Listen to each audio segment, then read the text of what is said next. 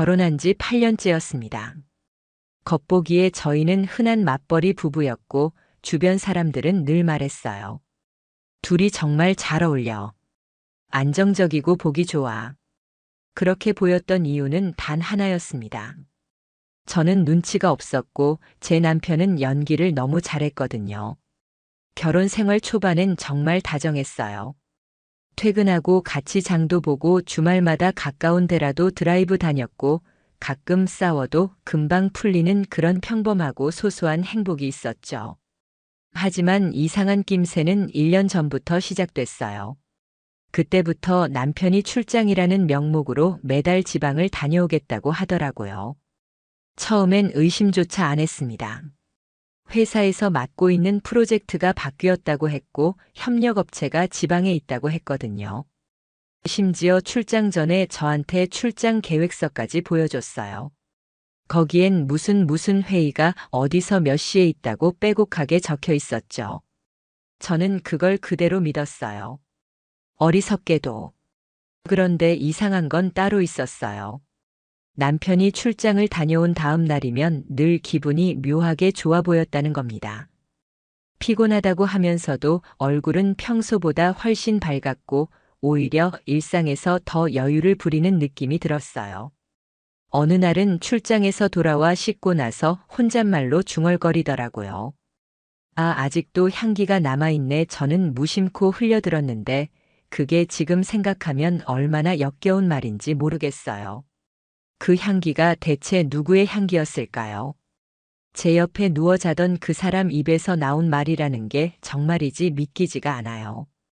더 의심스러웠던 건 주말마다 반복됐습니다. 원래는 저희가 주말마다 교대로 청소도 하고 간단하게 외식도 하면서 시간을 보냈었거든요. 그런데 그 남편이 갑자기 주말마다 회사 일이 너무 많아서 주말에도 나가야 해 이러는 거예요. 뭐가 그렇게 바쁘냐고 물으면 프로젝트 마감이라며 피곤하다고 짜증을 냈어요. 처음엔 저도 그냥 회사가 바쁜가 보다 싶었는데 어느 순간 깨달았습니다. 이 사람은 제가 묻는 걸 귀찮아하고 있다는 사실을요. 그 순간부터 제 안에 쌓인 게 생겨났습니다. 서운함, 섭섭함, 그리고 불안함. 그러다 결정적으로 이상하다고 느낀 건 어느 금요일 밤이었어요. 남편이 다음날 새벽 출장을 간다고 했는데 평소랑 다르게 너무 신경 써서 꾸미고 있었어요. 출장 가는데 왜 향수를 뿌리지? 출장 가는데 왜 새 셔츠에 다림질까지 하고 있지? 이상하다고 느껴서 제가 물었어요. 출장 가는 거 맞아? 그랬더니 되려 화를 내더라고요. 내가 거짓말하는 사람으로 보여. 진짜 기분 나쁘네. 저 그 말 듣고 아무 말도 못했습니다. 그땐 제가 뭘 잘못했나 싶었거든요. 하지만 돌이켜보면 그 사람은 이미 저를 의심조차 못하게끔 만들어 두었던 거예요. 죄책감을 느끼게 해서 말조차 못 꺼내게 만든 거죠. 그리고요. 그날이었어요. 남편이 출장을 갔다는 그날 밤. 제가 우연히 친구랑 전화하다가 옆에서 TV 소리를 줄이려다 리모컨 대신 남편이 두고 간 가방을 건드렸어요. 아무 생각 없이 열었는데 거기서 중요한 단서가 나왔습니다. 속주머니에 들어있던 휴대용 칫솔과 작은 향수. 그건 여행용도 아니었어요. 너무 소형이었고 무엇보다 새 거였어요. 제가 사준 적도 없고 본 적도 없는 브랜드. 그 향수가 낯선 이름이었는데요. 나중에 검색해 보니까 여자들이 선물하기 좋아하는 남성 향수 1위더라고요. 거기서부터 피가 거꾸로 솟는 느낌이었습니다. 이 인간이 출장 간다더니 대체 어디로 간 거지? 갑자기 온몸이 떨리더라고요. 속이 뒤집히고 가슴이 미친 듯이 뛰었어요. 분명 무언가 이상했어요. 하지만 저는 아직 아무것도 증명할 수 없었습니다. 그날 밤 저는 잠이 오질 않았습니다. 남편이 어딘가 다른 여자랑 있다는 생각에 미칠 것 같았어요. 머릿속이 계속 멍돌았고 휴대폰으로 통화 내역을 뒤졌는데 전부 통신사 이름뿐이었어요. 그 사람은 통화 직후마다 기록을 지우고 있었던 거예요. 저는 그때부터 준비하기 시작했어요. 남편의 거짓말을 밝히기 위해서요. 진실을 보기 위해서요. 저는 조용히 움직이기로 했습니다. 다음 출장 날. 저는 남편이 나간 뒤 차를 몰고 그 사람이 적어둔 출장지 주소로 갔어요. 근데 거기 도착하자마자 소름이 끼쳤습니다. 지도상에 찍힌 곳은 분명 지방 중소기업이었는데 주말에는 문을 열지 않는 곳이더라고요. 남편은 토요일 아침 회의가 있다고 했는데 그 회사는 주말에 영업을 안 하고 있었어요. 심지어 경비실에는 아무도 없었고요. 진짜 멍하다는 게 뭔지 알겠더라고요. 거기서 한참을 서 있다가 저는 결심했어요. 이 사람은 거짓말을 하고 있다. 그리고 저는 이걸 증명해내야겠다고요. 그날 이후 저는 GPS 추적기를 샀습니다. 남편 차에 몰래 붙였어요. 출장을 간다던 주말. 저는 앱을 통해 남편의 차가 도착한 위치를 확인했어요. 충격적이게도 거기는 외곽의 단독주택이었어요. 일반적인 숙소도 아니고 회사 근처도 아닌 그냥 외딴 골목의 깨끗한 하얀색 건물. 저는 그 화면을 보면서 미친 듯이 손이 떨렸습니다. 거길 찍은 뒤 주소를 기억하고 직접 찾아갔어요. 차를 멀찍이 세워두고 근처 카페에서 기다렸습니다. 몇 시간이 지나자 남편이 그 건물에서 나왔고 곧이어 어떤 여자가 함께 나왔어요. 둘은 아무렇지 않게 웃으며 차를 타고 나갔습니다. 그 광경을 보는데 숨이 턱 막혔어요. 눈물도 안 나더라고요. 그냥 모든 게 무너지는 소리만 들렸습니다. 그 이후로 저는 말 대신 기록을 남기기로 했습니다. 사진, 위치, 시간, 메모, 통화 내역. 증거가 필요했습니다. 저는 그 사람을 반드시 책임지게 만들고 싶었습니다. 그래야 제가 살 수 있을 것 같았어요. 저 혼자 속고 당하고 바보가 되는 걸로 끝낼 수는 없었어요. 제 인생이고 제 가정이었고 제가 받은 상처였으니까요. 이건 단순한 외도가 아니었습니다. 이건 누군가의 삶을 짓밟은 배신이었고 그 대가를 반드시 받게 해야 했습니다. 제가 시작한 복수는 그렇게 하나씩 굴러가기 시작했습니다. 저는 그날 이후로 사람 하나를 무너뜨리겠다는 생각밖에 없었습니다. 단순한 질투가 아니었어요. 모욕감과 치욕. 그 감정이 머리 끝까지 차올랐거든요. 그렇게까지 절 바보로 만들고도 뻔뻔하게 저를 속이며 돌아왔다는 게 분했습니다. 저는 더는 감정적으로 굴지 않기로 했어요. 차갑게, 아주 차갑게 이 사람의 거짓말을 까발릴 준비를 했습니다. 그래야 제가 무너지지 않을 것 같았거든요. 먼저 저는 남편의 일정을 엑셀에 정리하기 시작했습니다. 출장이라고 한 날, 주말 출근이라고 한 날, 그리고 GPS 기록과 일치하는 날짜들을 하나하나 정리했습니다. 패턴이 보이더군요. 거의 한 달에 2번꼴로 같은 장소에 가고 있었어요. 웃기지도 않게 항상 그 외곽 단독주택. 저는 더는 참지 않기로 했어요. 결국 그 여자가 누군지 알아야 이 전쟁에서 승산이 있다고 생각했거든요. 그 다음 제가 한 일은 그 집 근처의 CCTV를 뒤지는 거였습니다. 다행히 인근 골목에 사설 CCTV가 설치되어 있었어요. 저는 그 집 앞 도로에서 조금 떨어진 가게를 찾아가 사정을 했습니다. 다행히 사장님이 흔쾌히 협조해 주셨어요. 며칠 뒤 영상을 확인하는데 두 사람이 너무나 태연하게 손을 잡고 집 안으로 들어가는 장면이 포착됐습니다. 그걸 보는 순간 가슴이 미어졌어요. 남편은 저에게 따뜻한 말 한마디 안 해줬는데 저 여자에겐 손을 잡고 웃고 있더라고요. 제가 도대체 뭘 그렇게 잘못했는지 분노가 치밀었어요. 그때부터 저한테 감정이란 없었습니다. 오직 증거, 더 많은 증거. 저는 그 집의 주소를 통해 등기부등본을 떼어봤어요. 집주인의 이름 모르는 여자 이름이더군요. 나이는 저보다 조금 어렸습니다. 그리고 그 이름을 검색했더니 충격적인 사실이 나왔습니다. 남편 회사의 옆 부서 직원이었어요. 그 여자도 유부녀였습니다. 진짜 미치는 줄 알았습니다. 남편과 같은 회사였다는 사실도 유부녀라는 것도. 이게 말이 되는 상황인가요? 같은 회사에서 부서만 다를 뿐 매일 얼굴 보는 사람들이 그렇게 이중 생활을 하고 있었다니. 그 배신감과 기막힘에 머리가 터질 것 같았어요. 저 인간은 매일 회의한다고 나가서 저 여자와 시간을 보냈고 심지어 회사 사람들 몇몇은 이미 눈치채고 있었다는 소문도 들었습니다. 이런 막장도 없는 거죠. 저는 더는 못 참겠더라고요. 그 다음 제가 한 건 변호사를 찾는 일이었어요. 저는 주변에서 믿을 만한 이혼 전문 변호사를 소개받았습니다. 그 자리에서 모든 자료를 보여줬더니 변호사가 딱 한마디 하더군요. 이 정도면 충분히 상간소송 가능하고 양육권도 무조건 유리합니다. 그 말 듣고 진짜 온몸에 소름이 돋았어요. 이게 현실이구나. 내가 정말 남편과 상간녀를 상대로 소송까지 가는구나. 저도 한때는 평범한 가정의 아내였는데 이런 막장 드라마 같은 상황이 저한테 벌어지고 있다는 게 기가 막혔습니다. 변호사는 저한테 조언을 줬어요. 상간소송을 하려면 상대방의 배우자에게도 알려야 하고 둘의 관계가 지속됐다는 증거를 계속 모아야 한다고요.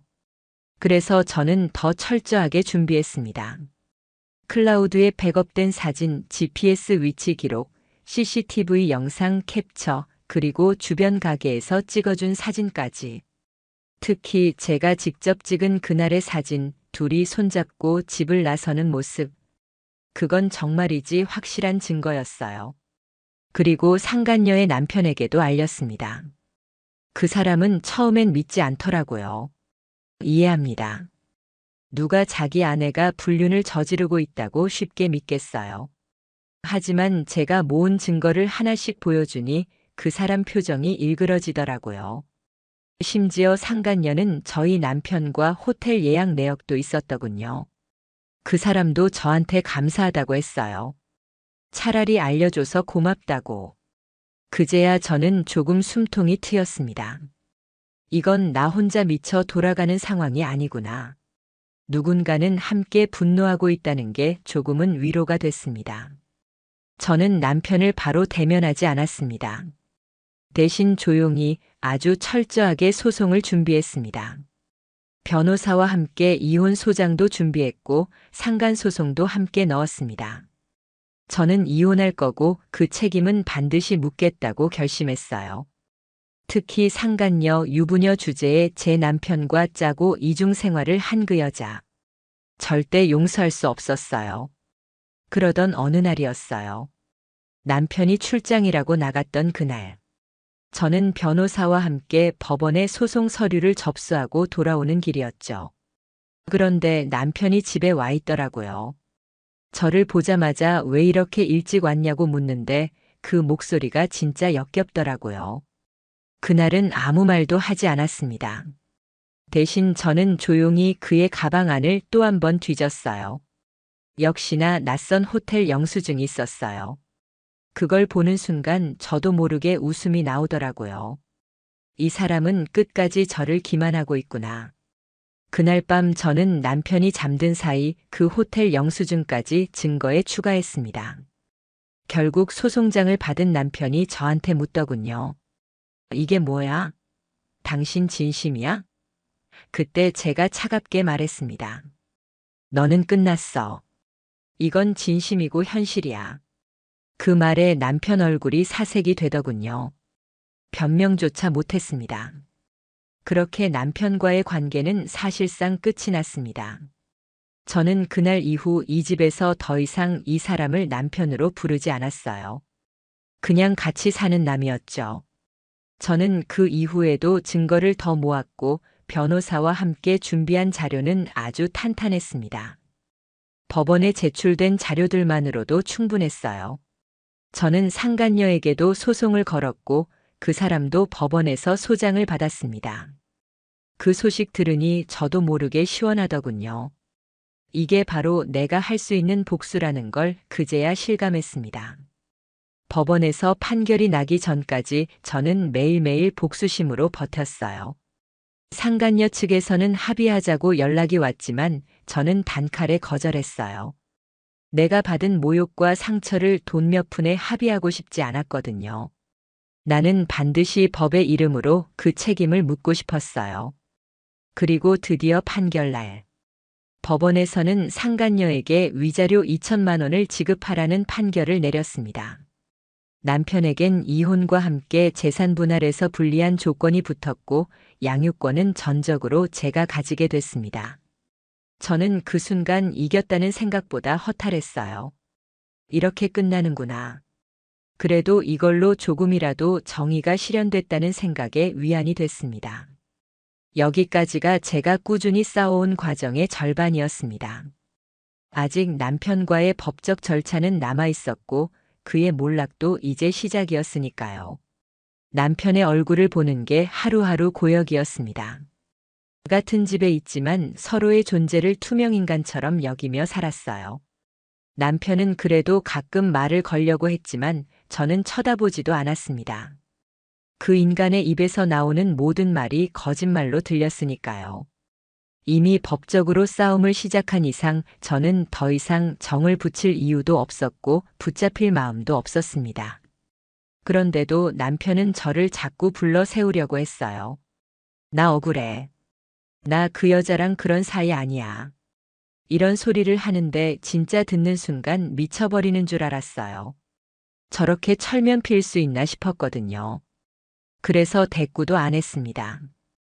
이미 증거는 차고 넘쳤고 판결도 끝났으니까요. 억울하면 법원 가서 얘기하라고 하고 방에 들어가 버렸습니다. 그런데도 그 사람의 뻔뻔함은 끝이 없었어요. 상간녀한테 소송장을 보낸 걸 알고 난 후 남편은 갑자기 태도가 돌변했습니다. 내가 다 잘못했어. 다시는 안 그럴게. 이런 말도 안 되는 사과를 하는데 그게 사과입니까? 저는 조용히 말했어요. 너 지금 나한테 사과하는 거야 아니면 너랑 그 여자한테 떨어진 위자료 때문에 나한테 비는 거야. 그제서야 입을 다물더라고요. 저 인간은 끝까지 본인 잘못에 대해선 입을 열지 않았습니다. 오직 돈이 아까웠던 거죠. 위자료 2천만 원. 그게 뭐라고 저렇게 싹싹 빌까 싶더라고요. 그리고 그 상간녀. 웃기지도 않게 상간녀 남편이 저한테 따로 연락을 해왔어요. 본인도 이혼 소송 준비 중이라고 하더라고요. 저랑 상간녀 남편은 서로 증거를 공유했습니다. 덕분에 더 많은 자료를 확보할 수 있었어요. 그 과정에서 더러운 사실이 드러났죠. 알고 보니 그 둘은 회사 근처에서 원룸까지 얻어놓고 주말마다 그곳에서 살림을 차렸더군요. 그 사실을 들었을 때 진짜 헛웃음이 나왔습니다. 남편이 출장을 간다고 하던 그 수많은 주말들이 다 그곳에서의 생활이었어요. 남의 가정 파탄 내놓고 저런 짓거리를 했다는 게 참담했죠. 그래서 저는 상간녀의 회사에도 정식으로 문제 제기를 했습니다. 상간녀는 남편과 같은 회사였고 명백하게 사내 규정을 어겼으니까요. 부서장에게 자료를 보내고 회사 윤리 규정을 언급했습니다. 업무 외적으로도 회사 명예를 훼손한 거였으니까요. 그 결과 상간녀도 회사에서 징계를 받았습니다. 정직 3개월. 그리고 팀 이동. 사실상 좌천이었죠. 그 사실이 소문처럼 퍼지면서 둘의 이름은 회사에서도 수치로 남았습니다. 회사 사람들이 둘을 손가락질했다는 소식이 들려올 때 조금이나마 속이 후련했습니다. 한편 남편은 회사에서 자체 감사가 들어갔습니다.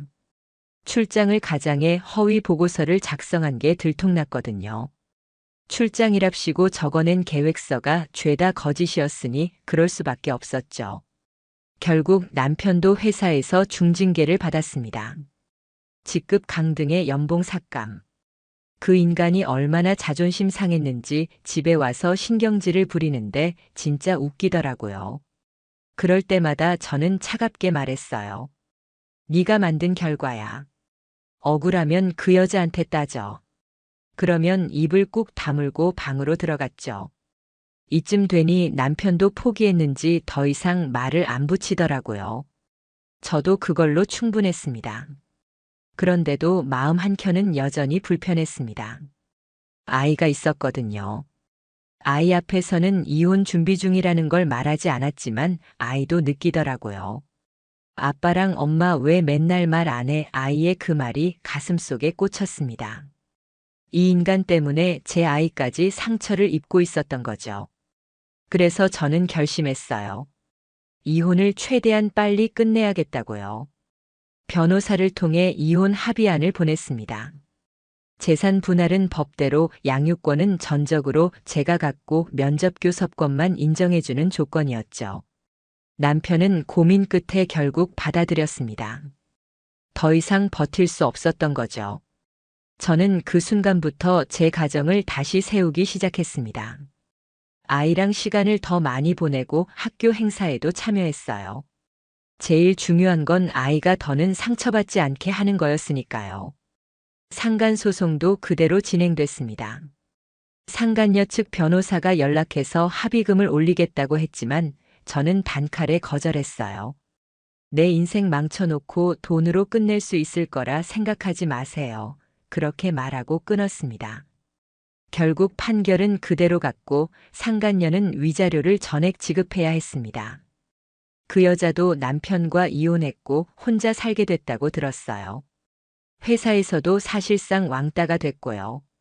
그 소식이 들렸을 때 솔직히 통쾌했어요. 나 하나 바보 만든 대가가 그 정도면 싼 거였죠. 남편도 결국 집을 나갔습니다. 짐을 싸서 나가면서 마지막까지 한마디 하더라고요. 정말 이렇게까지 해야 했어? 그 소리가 진짜 웃기더라고요. 저는 대답했죠. 너는 이 정도도 안 당하고 살 자격 없어. 그렇게 보내고 나니 비로소 숨통이 트이더군요. 아이에게는 아빠가 따로 살게 됐다고 말했습니다. 아이는 울지도 않고 고개만 끄덕였어요. 마음이 아팠지만 그래도 이게 최선이었죠. 이혼 판결도 최종 확정됐습니다. 양육권도 제가 갖게 됐고 남편과 상간녀는 각자의 자리에서 무너졌죠. 저는 그걸로 충분했습니다. 정의는 결국 실현됐어요. 불륜의 대가는 반드시 치르게 된다는 걸 저는 제 손으로 확인했습니다. 그게 제 복수였고 제 삶의 복원이었어요. 앞으로는 이 아이와 저만의 삶을 다시 살아갈 겁니다. 남편이 집에서 나간 이후 집안이 너무 조용해졌어요. 사실 저는 그 고요함이 너무 좋았습니다. 매일 눈치 보고 마음속으로 울분을 삼키던 시간들이 이제는 끝났다는 안도감 때문이었죠. 그런데 막상 혼자 남고 나니 이상하게도 공허함이 밀려왔어요. 아이가 있긴 했지만 아이가 학교에 가거나 잠들고 나면 그 고요함이 또 다른 외로움으로 다가왔거든요. 그럴 때마다 저는 증거 폴더를 열어봤습니다. 수십 개의 사진과 영상 캡처. 그 안에는 제가 모은 분노와 상처가 고스란히 남아 있었어요. 그걸 보며 스스로에게 다짐했죠. 절대로 흔들리지 말자고요. 절대로 다시 그 인간을 마음에 들이지 않겠다고. 그리고 어느 날 상간녀의 남편에게서 연락이 왔습니다. 상간녀가 위자료를 지급한 이후 직장에서도 완전히 따돌림을 당하고 친정에도 사실이 들통나서 아예 고립됐다고 하더라고요. 그 말 듣고 속이 시원하기도 했지만 한편으론 허무했어요. 결국 서로의 가정을 다 망가뜨려 놓고 얻은 게 뭐였을까 싶었거든요. 그 사람은 상간녀에게서 위자료를 받은 걸로도 모자라 법원에 명예훼손 소송도 따로 걸겠다고 했어요. 이유가 뭐냐면 상간녀가 주변 사람들에게 남편이 무능하고 무심해서 외도를 했다는 식으로 떠들고 다녔다더군요. 정말 한심하죠. 결국 잘못을 하고도 남 탓을 한다는 게. 저는 그 말 듣고 그냥 코웃음 쳤습니다. 그런 인간에게 동정심을 가질 필요가 없었거든요. 그 사이 남편은 따로 연락도 없이 지냈습니다. 무슨 낯짝으로 연락을 하겠어요. 근데 어느 날 집으로 내용 증명이 왔더군요. 내용인즉슨 양육비를 너무 많이 책정한 거 아니냐는 항의였어요. 진짜 어이가 없어서 웃음이 나오더라고요. 아니, 본인이 벌인 일 때문에 가정이 파탄났는데 그깟 양육비를 줄이겠다고. 제가 바로 변호사에게 연락해서 답변서를 보내달라고 했습니다. 그 인간이 돈이 아까워서 그런 소리를 했다는 걸 너무 잘 알고 있었거든요. 법원도 그딴 말은 당연히 기각했어요. 당연한 일이죠. 가정 망쳐놓고 양육비까지 깎겠다는 신부는 진짜 인간도 아니라고 생각했어요.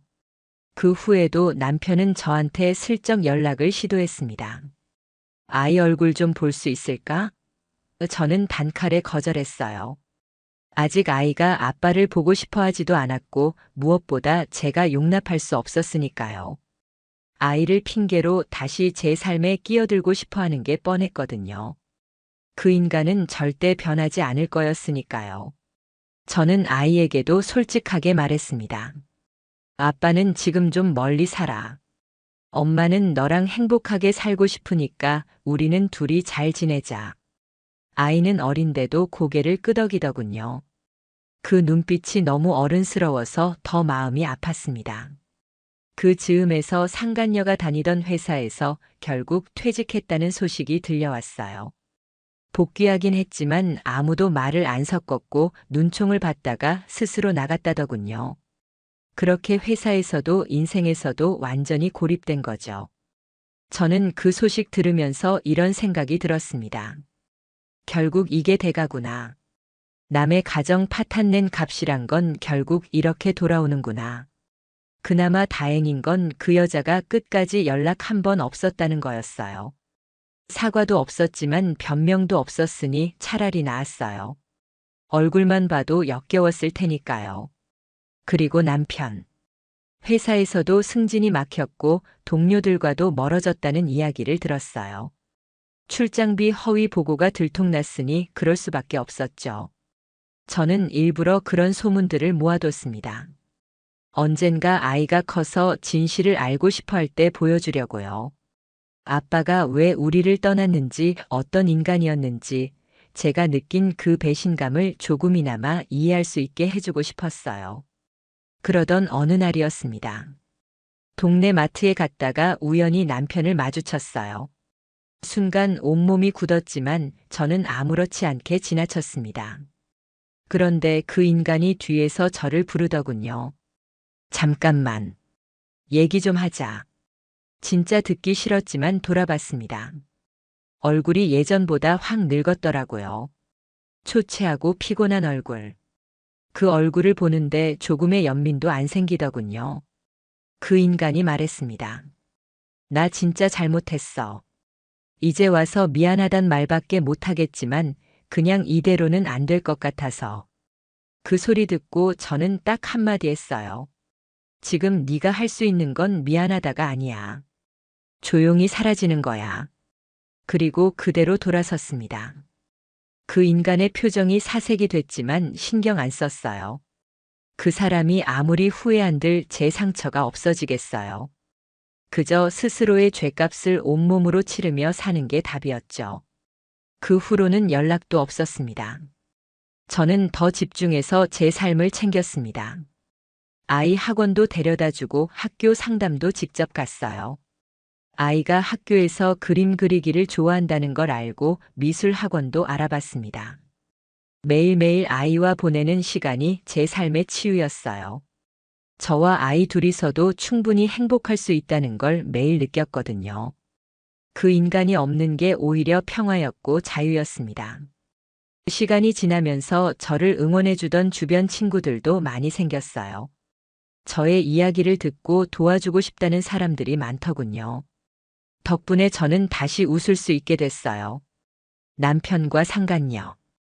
둘 다 이제는 저에게 먼 과거의 인물들이 됐습니다. 그리고 법적으로도 저는 할 수 있는 모든 걸 했습니다. 상간소송에서 받은 위자료는 아이의 교육비로 쓰기로 했어요. 그 돈은 피 같은 돈이었고 고통의 대가였으니까요. 하지만 저는 끝까지 방심하지 않았습니다. 혹시라도 남편이 다시 무슨 수작을 부릴까봐 법적으로 면접교섭권에 대한 조건을 다시 설정해 두었어요. 절대 아이를 혼자 만나지 못하게 했습니다. 그 인간은 이제 아버지의 자격도 없으니까요. 저는 그걸 확신했어요. 한번 배신한 사람은 절대 변하지 않는다는 걸. 그리고 그걸 제 아이가 반드시 알아야 한다는 것도요. 이쯤 되니 복수라는 단어가 무색할 만큼 저는 제 삶에 집중하게 됐습니다. 그리고 저는 깨달았어요. 진짜 복수는 그 인간들이 망가지는 걸 보는 게 아니라 제가 더 단단해지고 행복해지는 거라는 걸요. 저는 그걸 매일 실천하고 있습니다. 그렇게 시간이 흘렀어요. 처음에는 하루하루가 고통이었지만 어느 순간부터 저는 하루가 감사하고 소중하게 느껴지더군요. 그 인간과의 기억이 조금씩 희미해졌고 더 이상 분노로 밤을 지새우지도 않았어요. 오히려 이제는 그 인간이 얼마나 한심한 사람인지 차분하게 되짚을 수 있게 됐습니다. 그리고 그런 사람 때문에 제 삶을 망칠 이유가 없다는 것도 확실하게 깨달았죠. 상간녀는 그 후로도 소문이 자자했습니다. 직장을 옮기려 했지만 업계에 워낙 소문이 퍼져서 받아주는 곳이 없었다고 하더군요. 결국 비슷한 업계에서도 퇴출된 셈이었어요. 자업자득이었죠. 남의 가정을 망쳐놓고도 남의 눈치도 못 보고 평생을 숨어 살아야 하는 벌. 그게 그 여자가 받은 벌이었어요. 그리고 그 인간. 한때 잘 나가던 회사에서 허위 출장 건이 누적되면서 결국 더는 승진도 없고 팀원들도 그 인간을 왕따시키기 시작했답니다. 결국 그 인간도 버티지 못하고 스스로 퇴사했다는 얘기를 들었어요.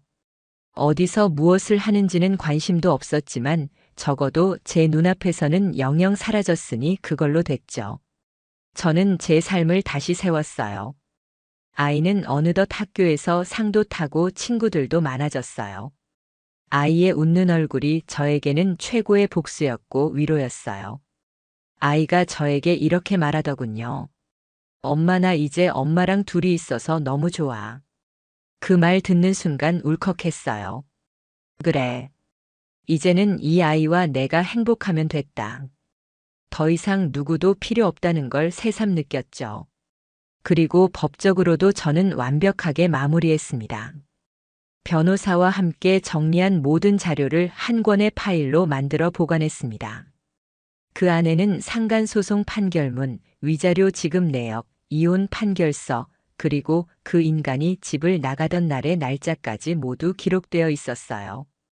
그 파일의 표지에 저는 이렇게 적어뒀어요. 정의는 반드시 실현된다. 저는 이 문장을 볼 때마다 스스로 다짐합니다. 다시는 누구도 내 삶에 함부로 들어오게 하지 않겠다고.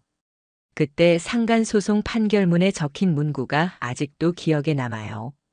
피고인은 원고의 배우자와 부적절한 관계를 지속하여 혼인관계의 파탄을 초래하였고 이에 대한 책임이 명백하므로 위자료 지급을 명한다. 이 문장이 저에게 얼마나 큰 위로가 되었는지 몰라요. 법원이 인정한 정의였고 세상이 저에게 다시 돌려준 공정함이었어요. 그 문장을 읽을 때마다 저 혼자 미친 사람처럼 싸워온 시간이 결코 헛되지 않았다는 걸 느꼈죠. 저는 이제 매일 아침 새로운 마음으로 시작합니다. 아이와 함께 아침밥을 먹고 학교에 데려다주고 학원도 챙기고 주말이면 둘이서 자전거 타고 공원을 돌죠. 그 소소한 일상이 저에게는 너무나 큰 행복이었어요.